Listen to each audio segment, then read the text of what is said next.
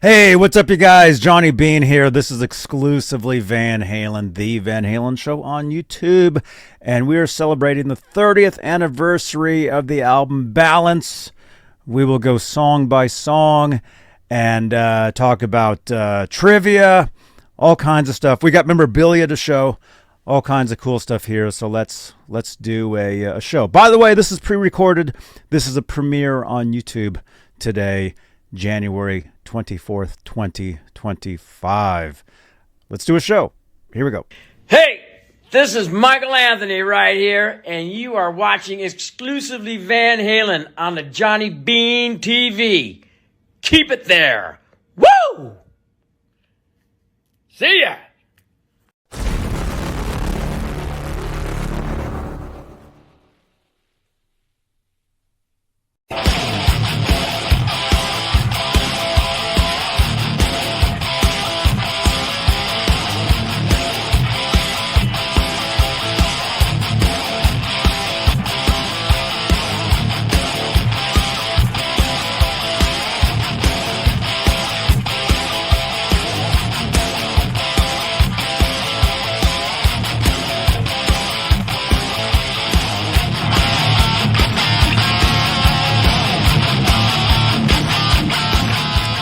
Hey, what's up, you guys? Johnny Beane here. This is exclusively Van Halen, the Van Halen Show on YouTube. We're also on X. We're on Facebook. We're on Spotify. Pretty much everywhere there is, we are there. Today we're talking about the 30th anniversary of the Van Halen Balance album. We got Dakota with us. Dakota, how are you doing, man? Doing great, man. It's great to be here. It's been a while since we last talked. Yeah, welcome. I know this is one of your favorite records, correct? Oh, it is my all-time favorite Van Halen record, no question. Oh, cool. It's like the Sammy Hagar era version of Fair Warning, if you ask me. Mm-hmm. Yeah, that's true. That's true. So, you guys, so technically today we're recording this. It's January 15th. But this is premiering. This is called a YouTube live premiere. So I'm actually down at the NAMM show right now. Started on the 21st. All the musical instruments. I'm doing all kinds of live streaming from NAMM. So you will see a lot of that stuff when this video premieres on my YouTube channel. But for this premiere, Dakota is in the live chat. So you can actually talk to Dakota in the chat. You can ask him questions. He'll be talking about the album. So, but hey, before we get started, we must say hello to the top tier of channel members here on the John Beane YouTube station. Channel membership, it's a great way to help support the channel and support these shows. And the top tier are the executive producers.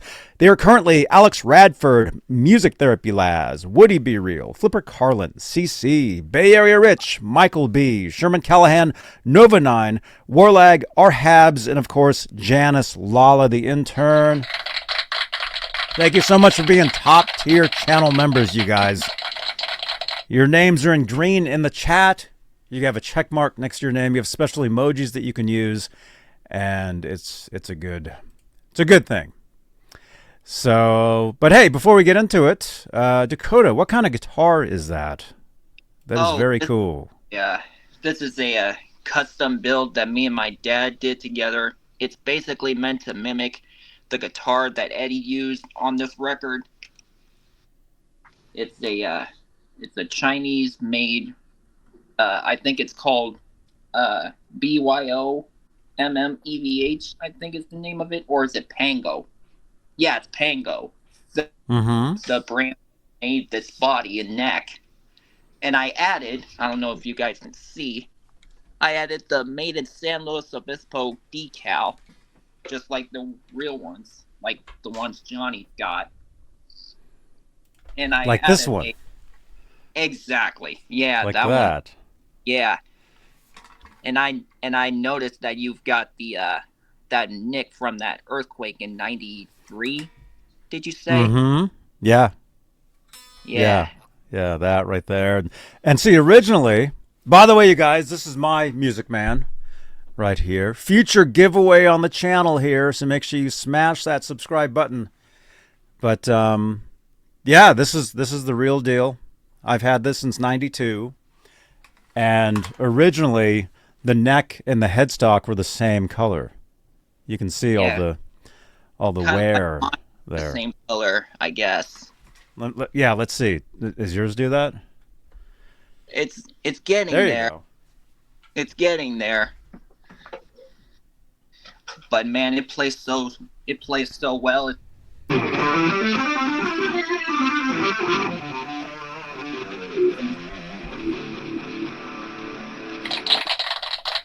Very cool, man. Right on, dude. So let's get into this, you guys. Balance 30. You know, album came out in 1995. Technically, it was released. I actually have a little promo thing here that was available at the record shops. I got a friend of mine ran a music store called Village Music in Mill Valley, California. I used to go in there in the 90s, and Sammy Hagar was a customer there because Sammy just lives up the street. Sammy brought in all the promotional stuff for Balance, and he gave this to, his name was John, at Village Music in Mill Valley. He had this in the window, and he gave it to me one day. I walked in there. He's like, here. But as you can see, available January 24th. So it is the anniversary of the album. So I have a lot of stuff here to show. I know you said you've got some stuff too, but let's get into this. Let's actually head on over to Wikipedia. You know, because I know everything on the internet is true. Yeah, that's what But I say. I'm sure some of this stuff is probably true here. Like it says, Balance is the 10th studio album by American rock band Van Halen, released on January 24th, 1995. That's true. By Warner Brothers Records. That's correct. The album is the last of the band's 4 studio releases to feature Sammy Hagar as the lead singer. It is also the final Van Halen album to feature bassist Michael Anthony in its entirety. Let's see. Balance reached number 1 on the U.S. Billboard 200 in February of 1995. Reached triple platinum status on May 12, 2004.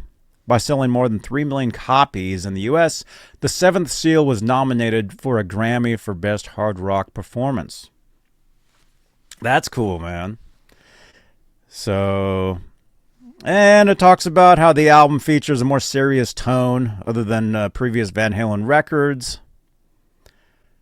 The album was remastered by Don Landy and released on October 6, 2023 as a part of the Collection 2, which I have right here. I have a couple of them. Wait a minute. I think that was this. Correct? Is this Collection 2? Yep, that's the one. Okay. You have one? Oh, you have one too? Thank you. Yep, There it is. Yep. You have it?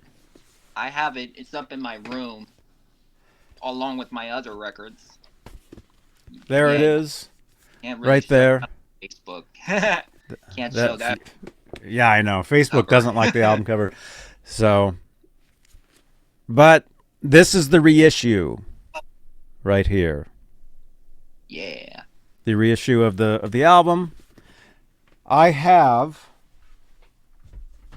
the original right here. And again, Facebook doesn't like the album cover, so we'll just do that. But this is the original copy, 1995. And I don't know if it's this particular one, but I know I did have copies that Sammy did deliver to that record shop I was talking about. Yeah. I did own those at one time. Yeah. And there it This is. may be one of them. I'm not sure. Oh, yeah, the lyrics. Mine has that too. Yeah. And then you got the vinyl. And yep, there's the original. Looks like that. So let's talk about it. The Seventh Seal. I know. I think that may be your favorite song ever. Correct? Or Yeah, one of them. That's the song that got me into rock and roll. Cool. Can you play the riff for us? Yeah, I can play the intro riff. Sorry, you Yeah. might not see it. Play it.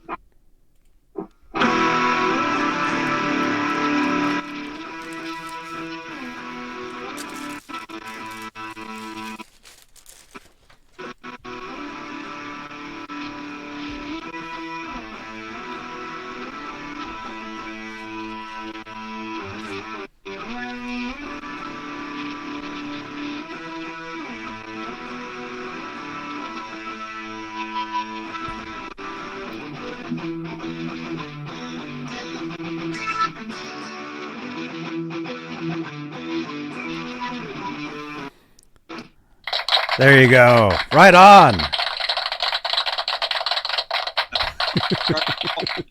Rock and roll. That's a great riff. And did you know, I'm sure you already knew this, Eddie actually came up with that riff at least in 1982, early 80s. Yeah, I saw the video. Yeah. There is I saw the video during the Diver Down era. Yeah. There's a Diver Down bootleg where during Eddie's solo, he actually plays that. Yeah. Yeah. Years before. So, but Van Halen was known for writing. That's all he did was write. There's another song on this album, Amsterdam, which we'll get to that in a little bit. There you go. There it is.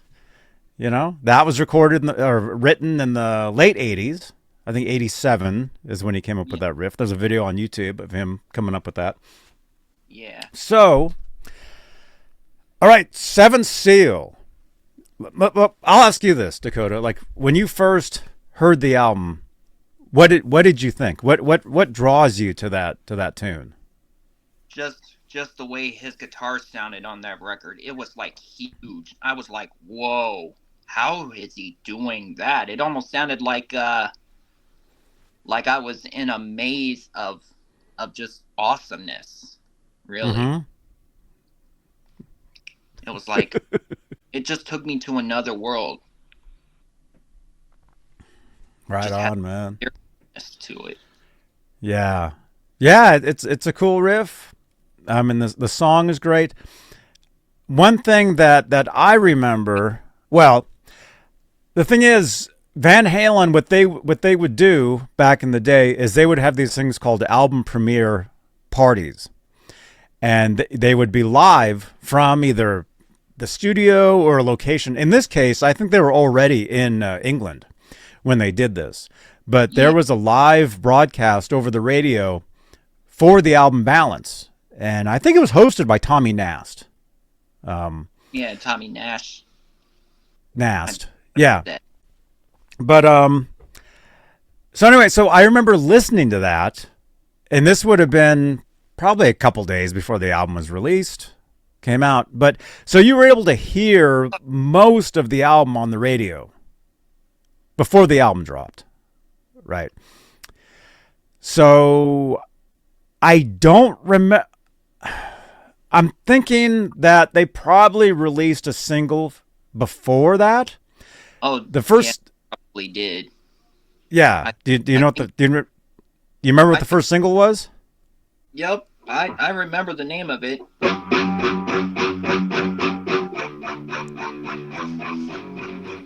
Yep.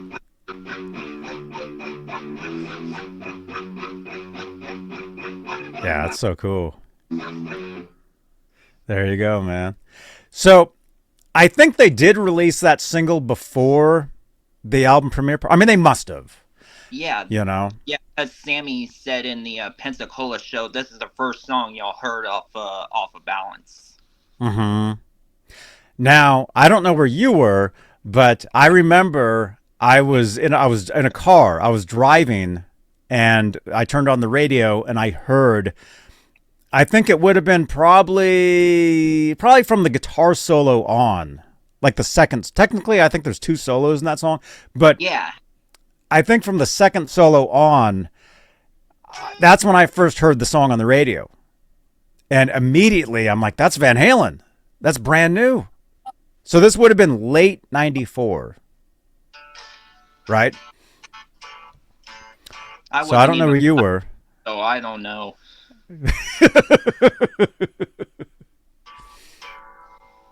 It was cool, man. The 90s. The 90s was a great time. People say the 80s were great. I think the 90s were a pretty good time. So I remember hearing Don't Tell Me on the radio. And then, of course, once that happens, there was no internet really then. I mean, there was, but not really. So you would have to call the station. Hey, can you play that again or whatever? And they'd play it every hour. You would hear the brand new song. And then it was, I think it was New Year's Eve, when it goes from 94 to 95. Mm-hmm. MTV premiered the music video for Don't Tell Me, I think on New Year's, like right at midnight. I think they debuted the video. Because I remember sitting in my room playing my guitar, that same guitar, the Music Man, through that, the 5150. Mm-hmm. Although at the time I didn't have the full stack like I have here. At the time I had the amp, and then I had a PV Stereo Chorus 212. And then what I did was I cut the speakers so I could plug in that amp into the speakers of the combo, if that makes sense. Yeah. That's something that I did. So I remember sitting in my room jamming, the amp was right here. I remember facing the amp and then waiting because, they play commercials and they say, hey, at midnight, we're debuting the brand new Van Halen, right? So I remember watching that. I remember recording it on a VHS tape, all that stuff. So, and then I guess it would have been shortly after that, I'm assuming, they did the album premiere party on the radio, which of course I recorded. Still have it on a cassette tape. It's probably sitting in a box up in the loft up there. And then from there, January 24th rolls around. You buy the album. You go to the store, Back in the day, you would buy a cassette and a CD. The albums you would either have to order from a specialty store that does imports, or in my case, Sammy Hagar himself hand-delivered some of these albums to the store in Mill Valley, California called Village Music. So I remember going in there, and there was a little display of the albums, and I bought like 2 or 3 of them. And the guy told me, oh yeah, Sammy brought those in. And me, then being a fan, was like, oh my gosh, I can't believe that. That's awesome. And then he's like, by the way, here's a couple of these. So this was when the album came out. This is before the tour. The guy gives me these, the owner of the store. He hands these to me. Right before the tour. Yeah. It's like I remember seeing the first show in Pensacola. Well, technically it wasn't the first show. It was the first show in the U.S. Mm-hmm. But there was that secret gig in Eddie's and Alex's home country of the Netherlands. In Amsterdam. Oh, yeah, they did some radio. They did some radio gigs. Yeah, live radio. Now, you people make your presence be known because we're doing live radio here, all right? That's right. So here's a Michael Anthony, 1995 balance pick. And then here is a Sammy Hagar. It says Red Rocker. And the back says balance. Balance. So that's pretty cool. So John handed those to me. And I'm like, no way. And I remember thinking, wow, this is so cool because this is before the tour. To get, a balanced pick before, you know what I mean? Pretty wild. Yeah. So that was 30 years ago. So you go to the store, you buy the album. I remember exactly driving home, listening to the probably did I have a CD player in the car then? Well, a lot of I did. Yeah. Had one. Huh? Norm. They had a CD every car back then. Yeah. Yeah, because I remember when there was cassettes, in the cars, and then you would have a CD player in the car, and if you were lucky, you had one of those multiple changer CDs in the back in the trunk, and you could put like a few CDs in there, and you could change. That was high tech for back then. Was to be able to switch through like 3 CDs in your car. Yeah, that was like my stereo bill sold by a J.C. Penney. It's got a 5 CD changer. There you go. That's cool, man. So let's see. So I remember buying the album, driving home, and then here's one thing I'll tell you guys. This is kind of strange. Of course, Seventh Seal plays, and I'll tell you my thoughts. When I first heard Seventh Seal, I knew immediately that they'd be opening the tour with that. I'm like, they have to open the show with this song. There's no way. And for the first leg, that's what they did. Correct? Yeah, except for I think one show. I think during the later part of it, I think they stopped opening it with that track. During another leg of the tour, they started with Right Now. Later on. That was the one where they were in Toronto. Yeah, for the pay-per-view. Yeah. Right? Yeah. I had that. I walked down to the store, to the cable store. You had to rent a box. You had to come back. You could hook the box up to your TV. And then they had that pay-per-view thing. And then what was cool, here's one of the things, and I have this on a cassette, was you could watch it like it aired, like it wasn't like all the time, like it was certain times that would air. I would tape it. But for one of those performances of the pay-per-view, they actually had a live broadcast over the radio as well from 5150. And Eddie and Alex were watching the video along with everybody else, and they would comment, like they would talk during the thing. I have this on a cassette tape in a box in my loft. I'll have to find it. Can you send me an X? Remind me to find that. Remind me to find that cassette. Okay. Yeah. So it's pretty cool. I'll transfer it to MP3 or whatever. So, okay. So I do remember though, and then we'll move on to the next song after this. But actually, let's look at the list of songs, because this might actually. Okay, this is fun. This is perfect. So you go from the Seventh Seal to number 2, Can't Stop Loving You.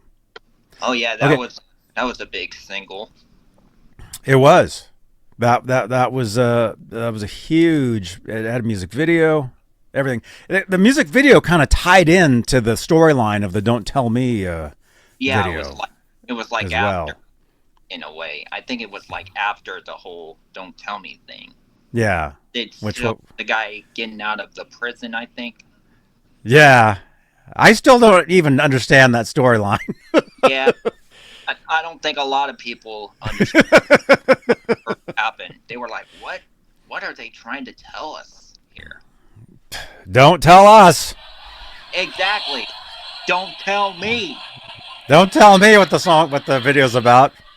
That was the cool thing about music videos, Well, no, about songs is before music videos is you had no idea you could interpret your own thing, but once you saw the video, that ruined it for the song, because every time you'd hear the song on the radio, you would envision the video in your head. Right? Yeah. So, but I do remember buying the album the day it came out, the day it dropped, January 24th, like 10 a.m., whenever it was called Warehouse Music, whenever they opened up in El Cerrito, California. Madness is what I'm thinking. They probably did Midnight Madness back then. No, they didn't. I would have been there for that. They didn't do that. Yeah, my dad was doing that when the new game consoles came out. But anyway. Oh, yeah. So anyway, I remember driving home listening to that, and then I remember at one point listening to the second song, Can't Stop Loving You, and then being kind of like, wait a minute, because as a musician myself, you write, you come up with your own stuff. I had a demo I was working on that was very similar to Can't Stop Loving You. The guitar riff. Yeah. I had a riff that was very, very similar to that. And I remember hearing that and thinking, oh, crap. I can't use it now because people will think I'm ripping this off. When in fact, I had already had it, you know. But maybe I'll re-record it and release it at some point just for the music for one of my shows. Maybe I'll do that. Van Halen heard you using that riff and he was like, man, I could do something with that. Who knows? Well, that's one of the reasons why artists, you give them a demo and they're like, yeah, I'll check it out, and then they don't because they can't, because of possibly having one of your ideas stuck in their head, and anyway. So Can't Stop Loving You. That was a cool song. Had the music video that I didn't know if it made sense or not, but it was cool. Okay, Don't Tell Me What Love Can Do. Like I said, that was the first single. The video dropped on MTV midnight, 1995. I was there. I remember watching it, thinking it was cool. That was the first song I heard. Don't Tell Me What Love Can Do. What are your thoughts? What are your thoughts on this song? That's probably one of the heaviest tunes I've ever heard from Van Halen. I mean, that intro riff is so simple, and yet it just sounds super heavy.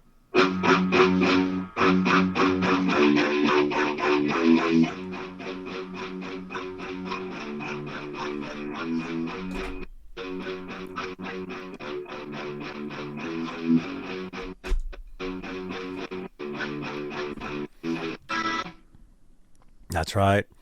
You know where I think he got that? Was the previous tour was for the live album. Oh yeah, live right here. Right here, right now. The last song that they would play on that tour, I saw that tour 3 nights in a row. Mountain View, California. The last song that they would play was a cover of Neil Young's Rockin' in the Free World. Oh yeah. Listen to the way Eddie plays that. He actually plays it kind of like Don't Tell Me, the dun dun dun dun dun dun dun dun dun dun. But that low E. Yep. He was kind of playing that low E kind of like in Don't Tell Me, sort of. I think that was the inspiration for that. Yeah, that's what it seems. That's what it seems like. That's what that seems like to me. So, Don't Tell Me, great song. Cool music video.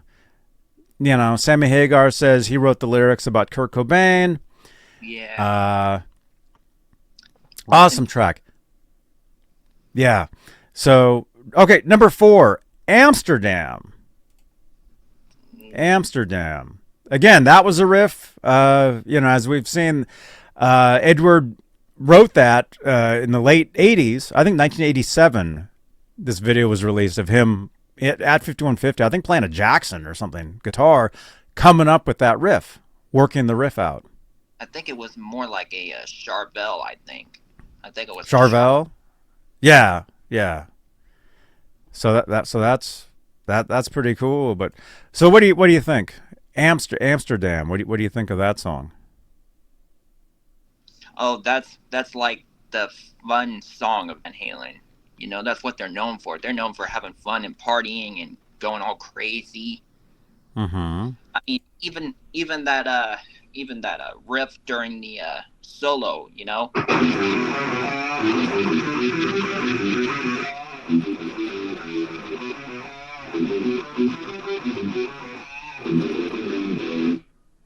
Mm-hmm. Yeah, Van Halen would come up with a lot of cool riffs. That was very metal. Yep, a lot of cool stuff. So that was also a single.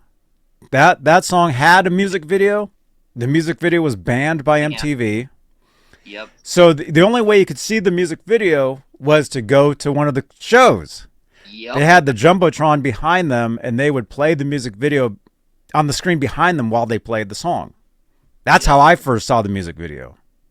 So that's pretty cool. Yeah. And that song was about, I guess, going to Amsterdam and partying, and Yeah, Eddie Van Halen really didn't like the lyrics in the chorus. Wham bam Amsterdam. He didn't really like that because that's his home country. It was kind of weird, but He but didn't know lyrics. anyway, so that was a single. Moving on, number 5, Big Fat Money. This one, this song for me, I always kind of felt like, yeah, like maybe they could have done something else in Right. place of that song. I mean, to me, I mean, it's good. It's like another boogie, like blues, riff, Yeah, kind of kind of. like a Led Zeppelin's rock and roll. I think it's based off of that. Well, it's just based off blues, is what it is. It's just a basic And then blues he riff. did like a jazz riff with like a ES 335, I think, Mm-hmm. because Bruce Fairbairn wanted him to do something a little jazzy, Mm-hmm. Mm-hmm. So, and then put a slapback delay on it, give it that jazzy feel. yeah, Yeah. yeah, yeah. So it's cool. I always thought, yeah. I mean, you know, it wasn't. It was great. It was great. But okay, so that song ends with the sound of like a coin. You drop it and it's like spinning, right? Yeah, Something like that. just like that. And they Yeah, it goes recorded from- that in stereo, I think is what Yeah. They record it in stereo and they're panning, like it's panning left and right. Yeah. So you can hear it like spinning around. So that goes from there to number 6, an instrumental called "Strung Out," I think that's and from a tape that he recorded where he messed up that guy's piano, and this was right around 1983, I believe. And I think he also had the idea for Right Now on that tape.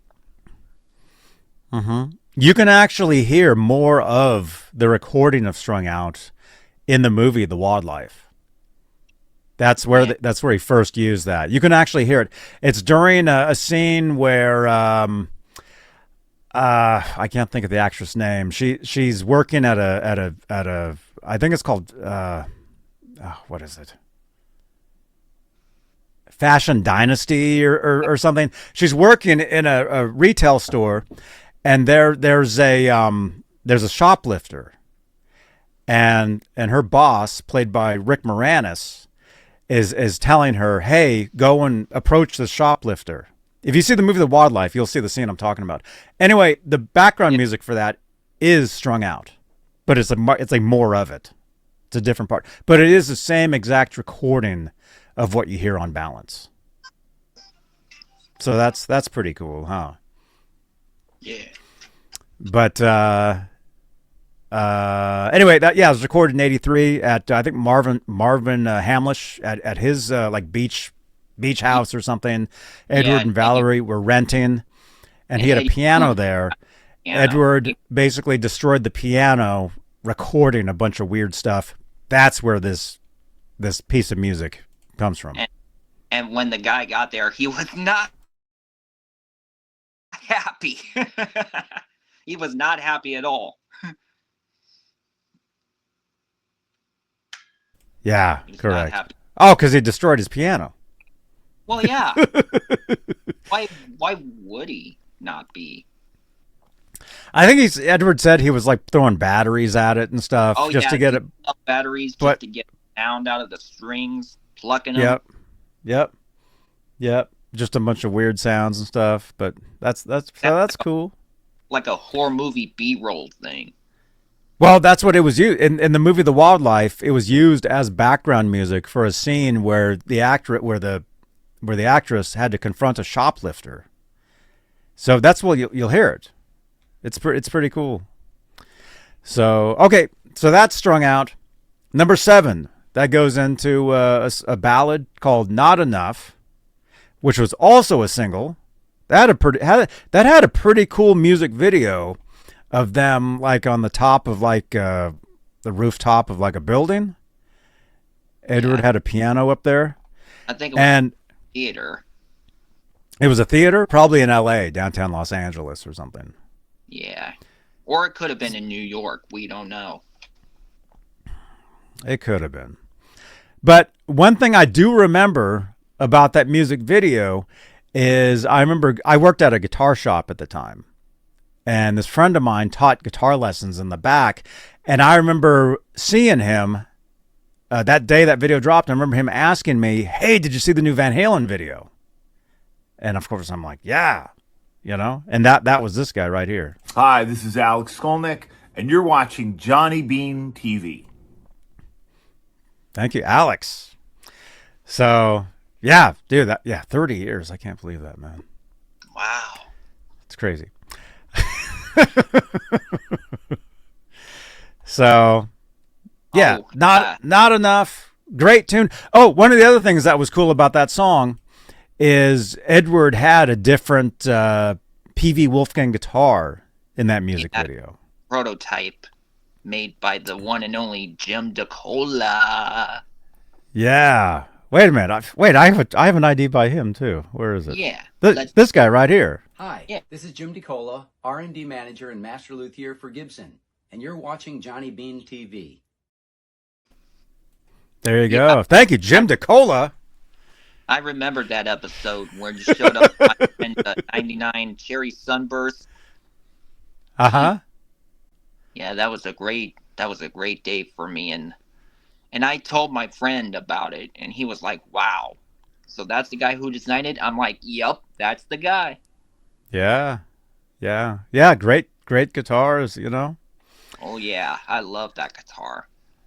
Yeah, I wish I still had mine. I had to sell mine years ago, but yeah, didn't you say yours was like similar to that, like a tobacco burst or something? mine was similar to the main one that Edward played. It was a tobacco, but it wasn't a quilt. It was like a tiger, Or like a tiger stripe. like an arch top. Yeah. It was the arch top. Yeah, I think that's what my friend Andy has. Mm-hmm. Not Andy Summers, like your friend Andy Summers. I'm talking about. You know, is that Johnny B? You still living in San Francisco? Yep. I am. I'm here. So okay. So cool. So we got what was that? Not enough. Not enough. Great song, ballad, piano song. I love the Van Halen piano songs. If we ever get any more music from 5150, I would love to hear more of the piano tunes that they had been working up. Love that stuff. So moving on, number 8, Aftershock. There you go. You can play that one?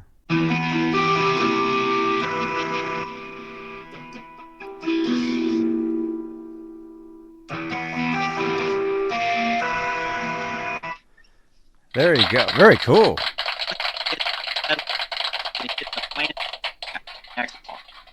It almost What? sounds like a Enter Sandman by Metallica. You know that.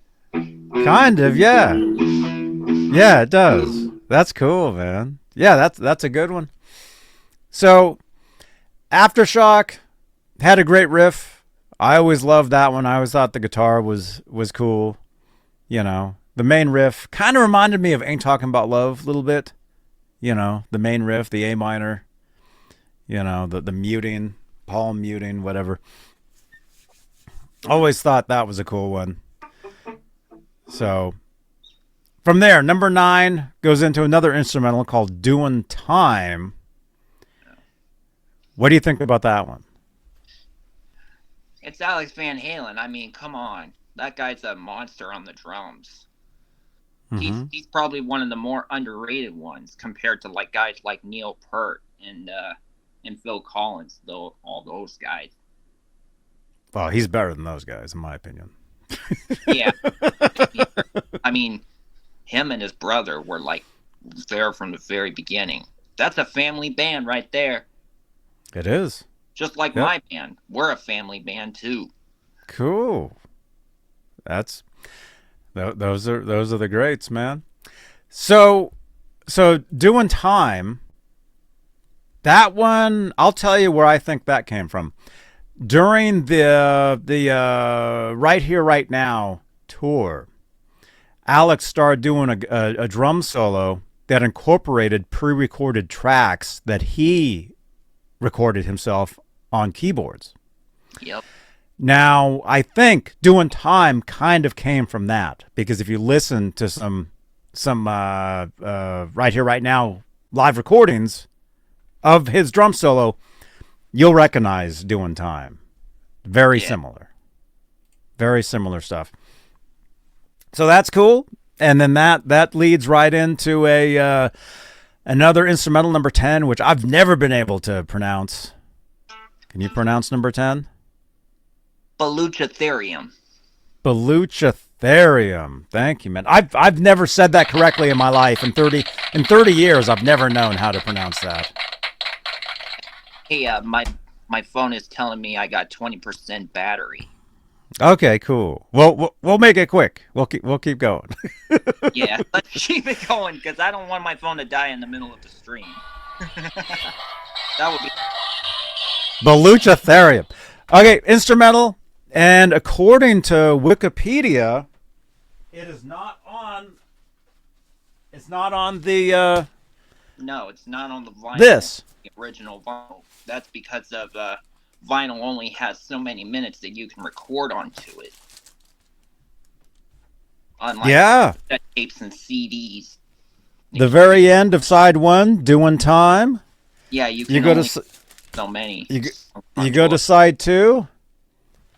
It starts with Aftershock. Yeah, my copy. Wait a minute. 23 pressing has that one too. So yeah. Whoa.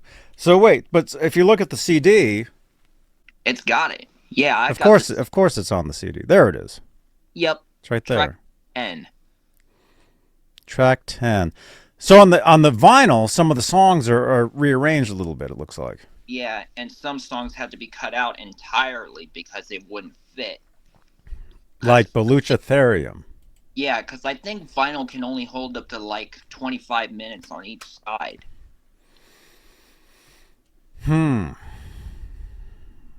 Let's see. So Baluchitherium, I think Valerie Bertinelli is the one that titled that. Yep. It's another instrumental, great instrumental by Edward, right? Yeah, kind of a Satriani-ish kind of tune. Yeah, I've always thought. Satriani. I agree with you on that one. Yeah, it does kind of sound like a Satriani type of thing. And then his dog is on the end of the original record. I think they removed that on the 2023 pressing. They removed the dog. Oh, really? Yeah, because I listened and I thought, wait, where's the dog? Where's Sherman, the Dalmatian? And on my pressing, I know the original one has it on there. I don't know why they removed that, because that's what Eddie Van Halen put on there. Because the funny thing is, I think Eddie tried to get him to record on his microphone, and Eddie played him like a tape of fire trucks rampaging through the streets, and had a hot dog taped to one of the microphones, and he would just go.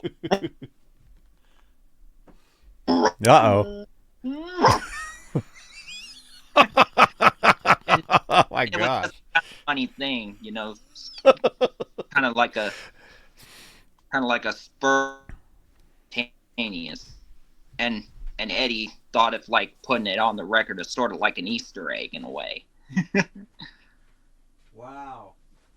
So wait a minute. So according to this stuff, that song on the remasters is actually on the Studio Rarities version. Yeah, it's on the Rarity. Yeah, they removed the dog. That one. I think it's on side. Yeah, side 1, track 2. Yeah, it's right before crossing over, which we'll get into that soon. I'm gonna have to listen to this because I had no idea that was that was removed. Yeah, it was removed. I had no idea about that. It was I'm gonna removed. have to. I'm telling you, man. Once you hear Sherman on the original, you won't be able to unhear it. Oh yeah. Oh yeah. I remember. Yeah, because if you listen real closely, I you remember can that. hear the Yeah. background. Oh, rock. Yep. While doing that. Play that for us really quickly. Do some of those noises from the song.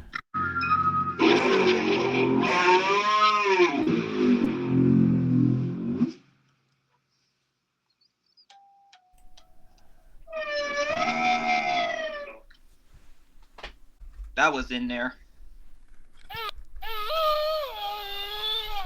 Exactly.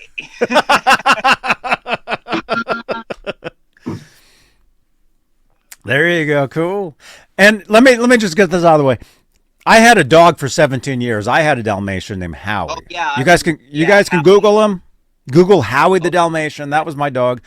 A lot of people thought I had him because Van Halen had a Dalmatian too. That's not why. I had actually forgotten that they had a Dalmatian by the time we got ours, and then people started telling me, "Oh," and I'm like, "Oh yeah, you're right." Yeah, But I think your first video on YouTube was a post about Howie. one of them, yeah, that's really how my YouTube channel got started, was from my videos of my dog. And would you believe it? I looked up the original creation date of your YouTube channel. It's the day after my dad's birthday, May 25th. No way. Yeah, May 25th, 2006. My dad was born on the 24th of May. No way. And Cool. believe it or not, you know what age he turned when OU812 came out? 24. Yeah, my dad turned 24 the day that album came out, OU812. No way. That's It's cool. true. He was my age when it came out. That's wild, man. I know. Let's see. Okay. Let's see. Where are we at? Baluchitherium, Take Me Back, Déjà Vu. This song. Let me give you a real quick. One of the things is that when Balance came out 30 years ago, you guys know I play video games. Actually, I'm live pretty much every night on Twitch playing games. You guys can come over to Twitch. You can come over to X. You can watch me play video games pretty much every night. Although during the premiere of this video, I'll be down in Los Angeles, so I won't be doing that. But because I'll be at the NAMM show starting January 21st. I'm there as media. Okay. So one thing though is when Balance first came out, my memories of listening to that album are combined with playing video games. I had a Super Nintendo system at the time. Oh, yeah, my great aunt has one too. It's in storage. Yeah. I had one years ago, and one of the games, this is one of the games. I still have it. This is a game. It's called Rock and Roll Racing. Rock and Roll Racing. Oh, that's a rarity, I think. I don't think you'll find that anywhere. I used to play this all the time, and my memories of playing this go along with listening to Balance back in 1995. So that's pretty weird. I found this while I was finding things to show you guys. I found this. It was mixed in with some CDs. Ah. So. And speaking of 1995, one of my friends in LA just celebrated her 20th about a couple weeks ago. Mm-hmm. That's cool, man. Her Instagram name is the Maya doll, I believe. Yeah. Uh-huh. Yeah, she's the one that I showed you that looks a lot like Mariah Carey. Cool. Yeah, because I remember sending a photo of her to you on your Twitter account, and you showed it on Twitch. Twitter/X is now they're now calling it X, but I still call it Twitter. Because that's when I started using it. Yeah. I've been on there since like 2009 or something. I think Mariah Carey's been on there all the time. 2009 too. Mm-hmm. Yeah. I think they started in like 2007 or something, but actually I think they started in like 2005.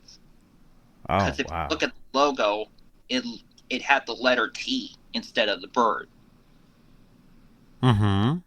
The original logo had a T, Mm-hmm. and that's That's how I cool. yeah, that's how I remember it. Because when I was growing up, the internet was just starting out. You had the AOL, you've got mail. And if you wanted to download like a 15-minute video, you had to wait like 8 hours to download. Yeah. Crazy. When I was growing up, the internet looked like this. It pretty much did over here. But let me say this. I do remember walking out of one of the Van Halen Balance concerts. I saw them in San Jose, California. I saw them in Oakland, California. And then I saw them Mountain View, California.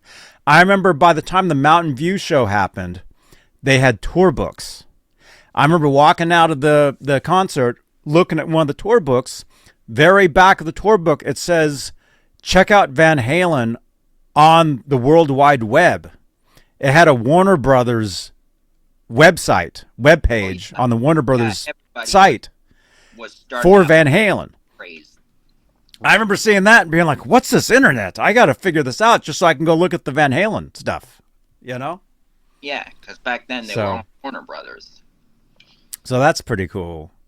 I wish they stayed at Warner Brothers because in 2012 when they released A Different Kind of Truth with Wolfgang, his son, I think they were on Interscope Records, I believe. Mm-hmm. Yeah. I just think they made their best stuff with Warner Brothers, I think. Well, I mean, a record company, I mean, that's just the distributor of the product. Like the recording, all that stuff. Well, by the time you get to be, when you're a band like Van Halen, you have your own studio, you're pretty much doing everything. It's not the record company that is the quality of the music. Yeah, it depends. It really depends. I mean, it depends. That's the music business. But let's see how we doing on time. We got a few more minutes. We'll make this an hour. We're at about almost 53 minutes into this, so we'll keep going. Feelin, number 12, technically the last song on the album. I think you skipped the track. No. Well, yeah, I started with Déjà Vu. I started talking about that, yeah.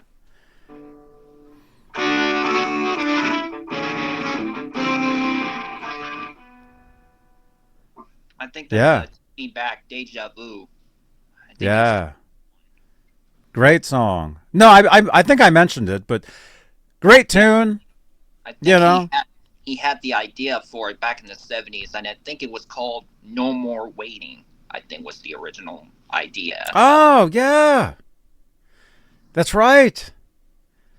Dude, that's true. Yeah. You can hear bootlegs of Van Halen, and there's an intro to a song. Yeah, it might be No More Waiting. Might be. And that's the riff right there. That's right. And before that riff comes in, you hear like these wind chimes that you heard at the beginning of the Seventh Seal underneath the monks chanting. Yeah, if you listen real closely, it's the same ones. Like, all the way. That's cool, man. And then you got Feelin after that. Starting, my guitar's tuned to drop D, so... That's cool. Yeah. I'm just kind of looking at some... If I had it in standard, I could play that riff more, but I don't have a D tuner on this. Which is another thing that Eddie did on Balance, was he added the D-Tuna prototype onto his guitar around that time. Mm-hmm. He actually had it on there before that. He had it on there during the Right Here, Right Now tour. Yeah, he was just in '93. Out. Yeah, a prototype. Mm-hmm. It was a little bit smaller than the ones that we have now. Mm-hmm. Just testing it out.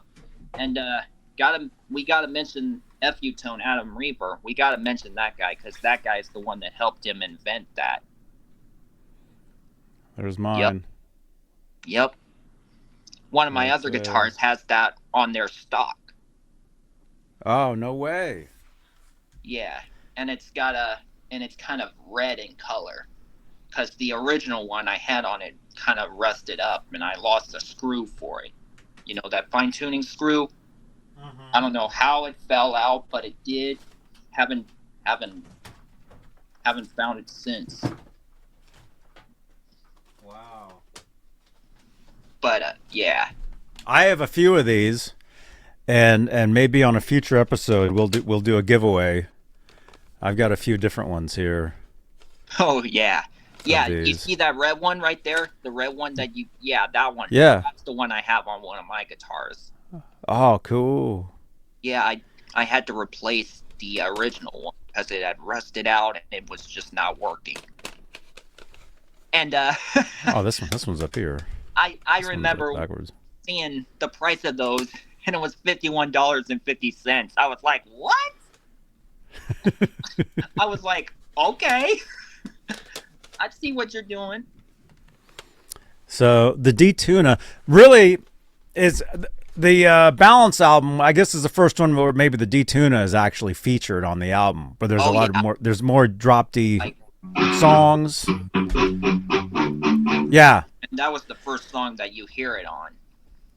There's more drop D tunes, and again, our friend Adam F.U. Tone. If you want to get a D-Tuna, this is the guy right here.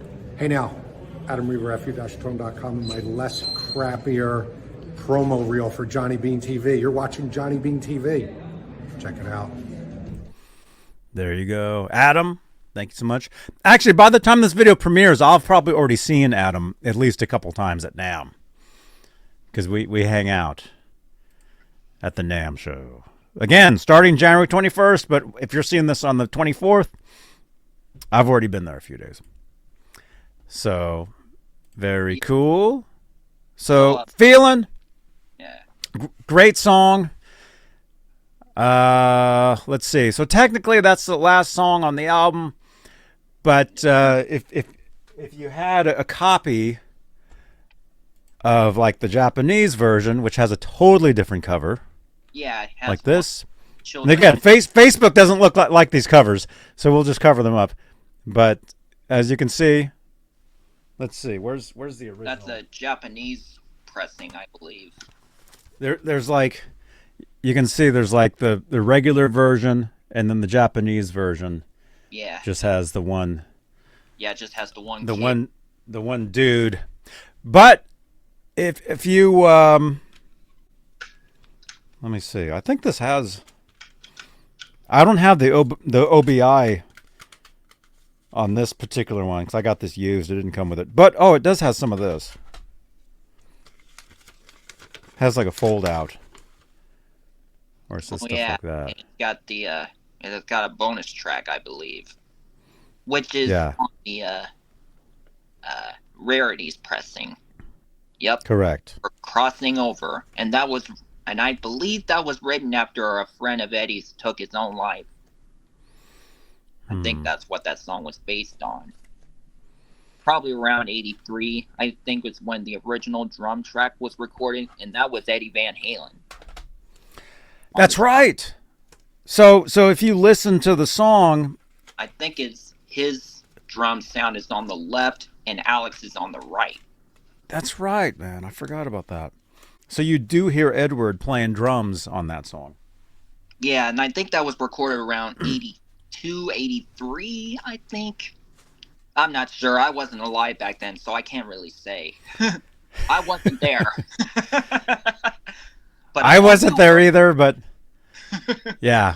So, cool song, Crossing Over. And I've always liked the ending of Crossing Over. It sounds very Kashmir-like, you know? Yeah.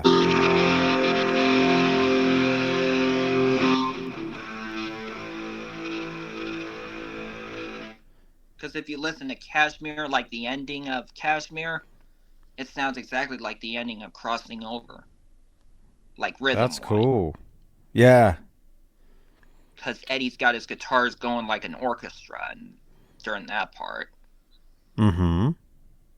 Got the Eventide working overtime on that record. But then again, he had it working overtime on a OU812 and For Unlawful Common Knowledge. Mm-hmm. But you really hear it on Balance. Now Yeah. my percent. It's cool, man. I'm trying to find a photo to show you guys. So It's I might not have to gonna- go soon. Yeah, no, it's all good. Okay, yeah, I can't find it. Okay, yeah, we'll wrap it up. Yeah, we're at an hour. So, crossing over, bonus track. I believe Edward used a Ripley guitar on that. Yeah, because it's kind of panning. Yeah, It's panning back and forth. Very cool stuff. So, and then the vinyl track listing's a little different, as we had said. Personnel, of course, Sammy Hagar, Edward, Michael, Alex. Steve Lukather did background vocals on Not Enough, according to this. Yep. And then you got the Monks. Can you read that? What are they called? Actually, looked up. They're called the Monks of Gyuto Tantric University. I looked them up and I saw this song called Praising Chakra Samvara, and around the 14-second mark, you hear what is very, like, almost really close to the beginning of the Seventh Seal. Like, 15 seconds. Wow. That's and that cool, was during man. the whole Gregorian monk chant thing, because that was very popular back then. And then you got the producer, Bruce Fairburn, who also produced Bon Jovi's Slippery When Wet and a couple of Aerosmith albums, I believe. Mm-hmm. That's cool. And he's a Canadian producer. Cool. You can And tell you can tell it's Bruce Fairburn when you hear a lot of bass in the mix, because he likes a lot of bass in his mixes. Mm-hmm. I mean, listen to Balance and then listen to Slippery When Wet. They both have a lot of bass in the mix. Right, yeah.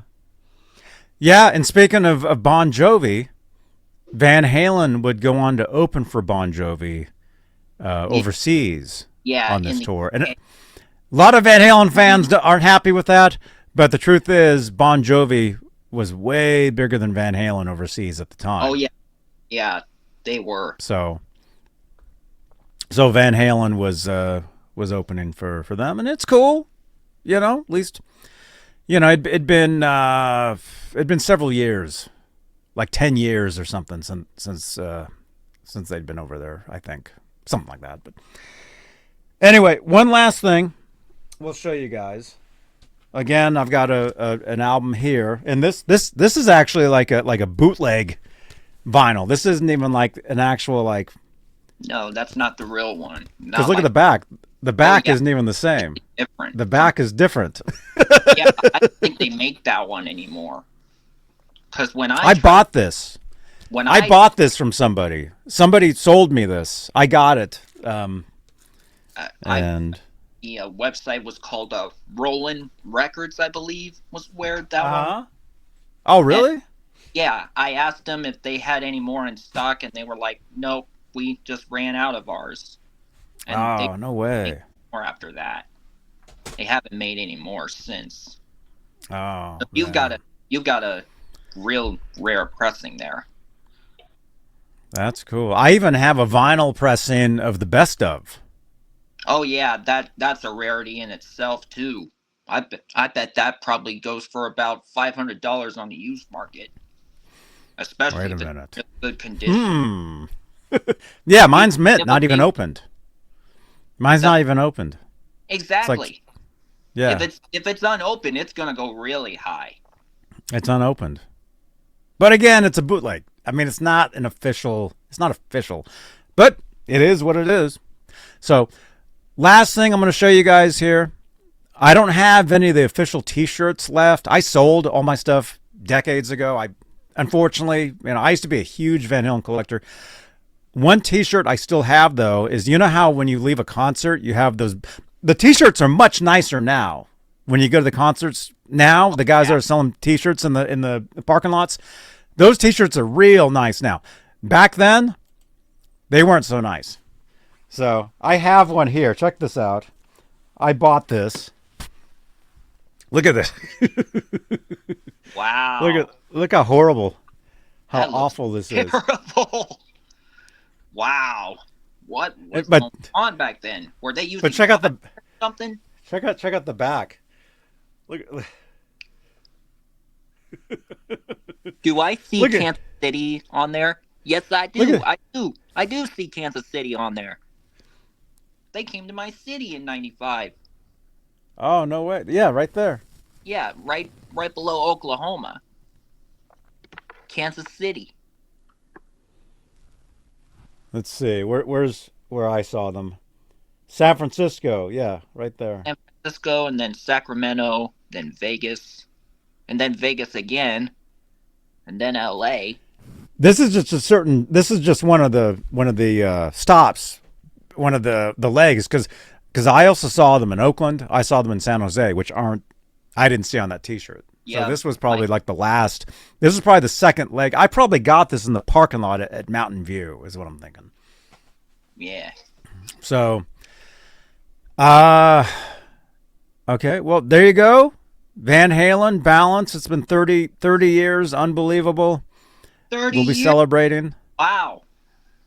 How time flies by. I know. Unbelievable. But hey, Dakota, thank you so much for hanging out. Thank you for playing some of the riffs for us. Thank Right you on. man. There you go.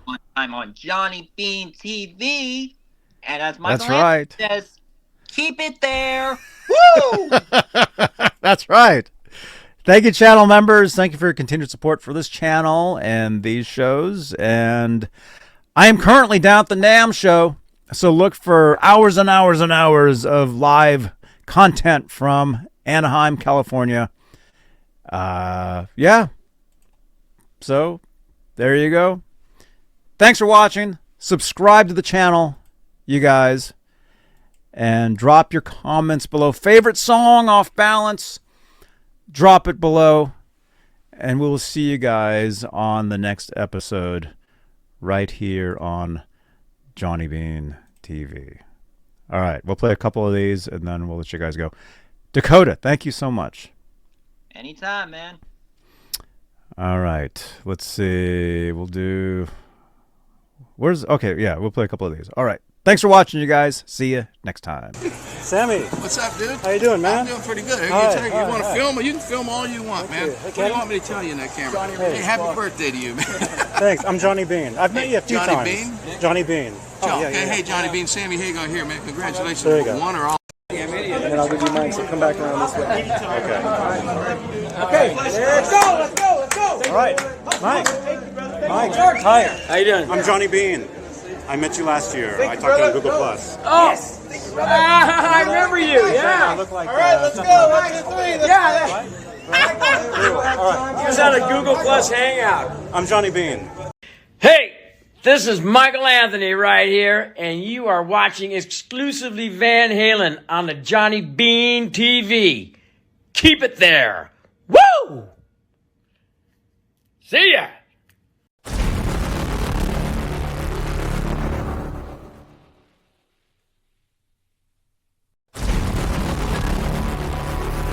Thank you so much, you guys, for watching this. Click on another video on the screen. Watch another video. And check out a lot of my content from the NAMM show. All right, you guys. See you later. Here on Johnny Beane TV.